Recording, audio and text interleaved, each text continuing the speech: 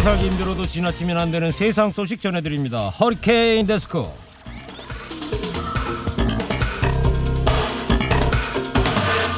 첫 번째 소식입니다. 올해 국가기념일로 지정된 2.28 민주운동 기념식이 처음으로 열렸습니다. 2.28 민주운동은 1960년 대구 지역 학생들이 이승만 정권 독재에 맞서 일으킨 운동으로 3.15 의거와 4.19 혁명의 기폭제가 됐습니다. 문재인 대통령은 기념사에서 대구의 용기 있는 외침이 독재 권력에 숨죽여 있던 민주주의를 깨우고 3.15 의거와 4.19 혁명의 기폭제가 됐다고 평가했습니다.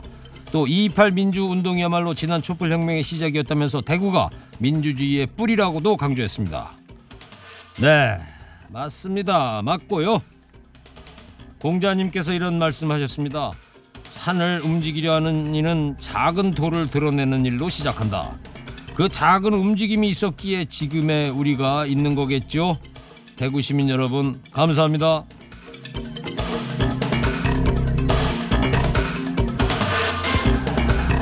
검찰이 박근혜 전 대통령에게 징역 30년과 벌금 1,185억 원을 구형하자 정치권의 반응이 엇갈렸습니다. 자유한국당을 뺀 정당들은 한 목소리로 박 전 대통령이 저지른 혐의의 무게를 생각하면 매우 당연한 결과라고 논평한 반면 자유한국당은 현 정권의 국민에 딱 맞는 형량이라면서 사형보다 잔인한 구형이라고 반발했습니다.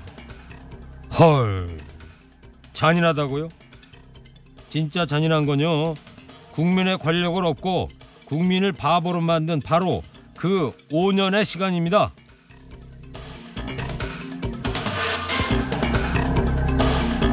다음 소식입니다. 어제 검찰이 이명박 전 대통령 측의 금품 수수 정황을 새로 포착했는데요. 대통령 측에게 돈을 건넨 사람은 이팔성 전 우리금융지주 회장인 것으로 확인됐습니다. 검찰이 확보한 이른바 이팔성 메모를 보면 이 전 회장이 이명박 전 대통령의 맞사위 이상주 삼성전자 전무와 이상득 전 의원에게 22억 원의 돈을 건네준 정황이 담겨 있고요. 이명박 전 대통령 취임 첫 해 정부가 우리금융지주 회장의 교체를 발표한 지 한 달 뒤 이팔성 씨가 회장으로 선임됐는데요. 검찰은 이 전 회장이 인사청탁 명목으로 돈을 건넨 뒤 우리금융지주 회장 자리에 오른 것으로 보고 있습니다. 아이고야, 현대판 매관 매직이 따로 없습니다. 그나저나 MB 아들, 사위, 사돈의, 형의, 조카까지 이렇게 한마음 한뜻일 수 있다니 참 요즘 보기 드물게 화목한 가족입니다.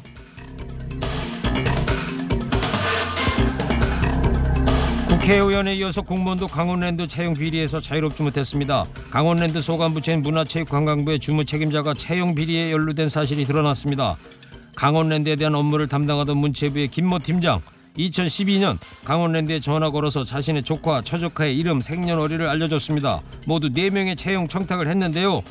이 인적사항이 기재된 포스트잇은 인허가권을 가진 부서라 잘 챙겨줘야 한다는 말과 함께 인사팀장에게 전달됐고요. 당시 이미 채용 청탁자들이 꽉 차서 추가로 채용해 줄 수 없는 상황이었지만 결국 이 4명은 전화 한 통으로 모조리 합격됐다는군요. 에고 현대판 매관 매직부터 그들만의 음서제까지 돈 없고 백 없는 부모라서 정말 미안하다 얘들아.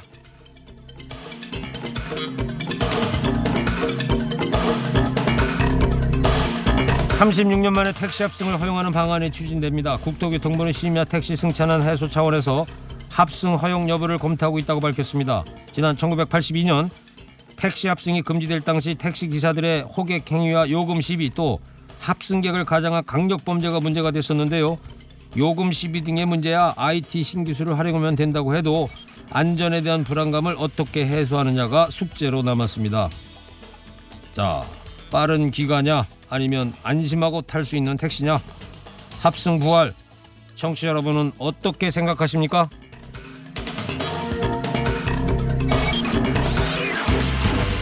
마지막 소식입니다. 태평양 전쟁 말기에 일본군이 조선인 위안부를 집단 학살한 장면이 담긴 충격적인 영상이 처음으로 공개됐죠.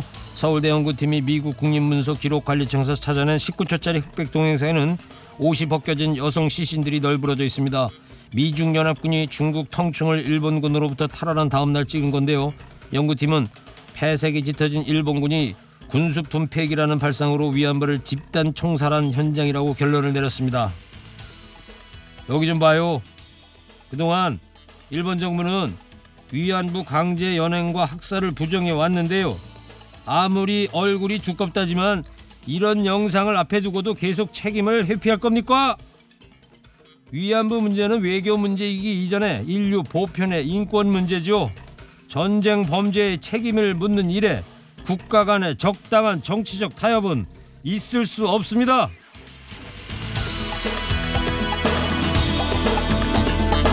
오늘 허리케인 데스크 여기까지입니다. 깨어있는 시민이 됩시다.